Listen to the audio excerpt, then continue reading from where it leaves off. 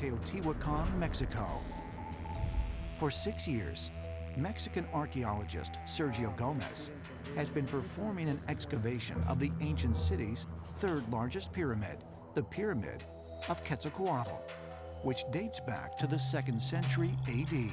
Gomez has uncovered numerous relics in the course of his excavation, but on this date, he discovered something completely unexpected in a chamber below the pyramid: large quantities of liquid mercury.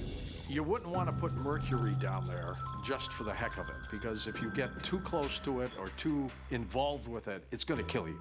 Mercury is an extremely rare and conductive element that today is used primarily in electronics and automobiles. So the presence of this dangerous substance below an ancient Aztec pyramid has puzzled scientists. But ancient astronaut theorists believe the mercury found at this temple, a temple built to honor Quetzalcoatl, the feathered serpent that came down from the sky, may have a direct connection to the beings the Aztecs referred to as their gods. Now, liquid mercury was not only found in Teotihuacan. According to old Indian texts, liquid mercury was one part of the propulsion system which the extraterrestrials used for their flying machines. There are many legends that the Nazis themselves actually went through these Sanskrit texts in order to help them develop their own flying craft technology. What we know from the leaked German scientific reports is that apparently if you subject mercury to a very high level of electrostatic charge and then rotate it, you get a gravitational thrust which allows you to create inertial force that can counteract the normal force of gravity.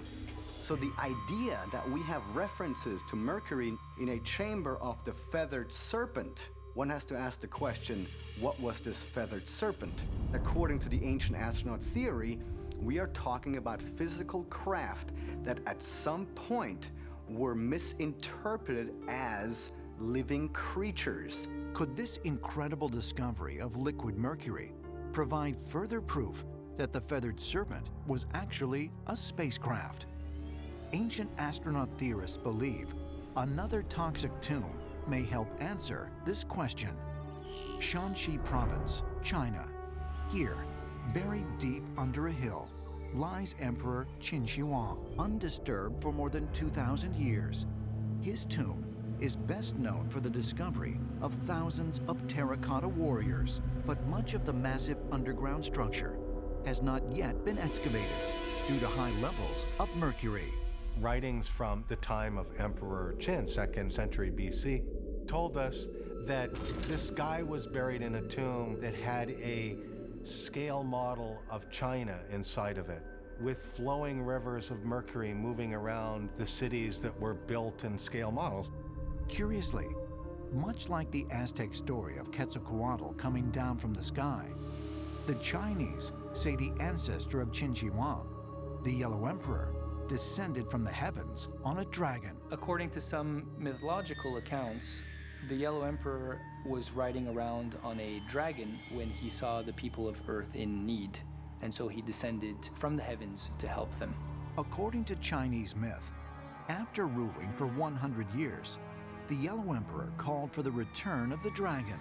70 different people from his own staff all got on board this dragon and flew away. The dragon is said to travel vast distances in short periods of time.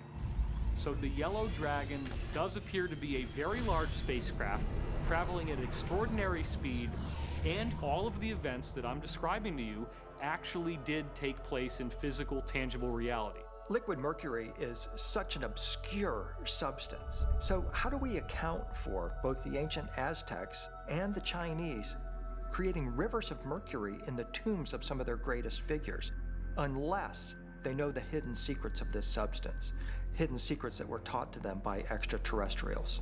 Is it possible that the Aztec story of a flying feathered serpent and the Chinese story of a dragon coming down from the sky are both describing alien spacecraft? And is this why liquid mercury has been found in tombs both in Mexico and China? Did ancient aliens really help to shape our history? Did they leave behind a secret code? One which reveals mankind's extraterrestrial origins.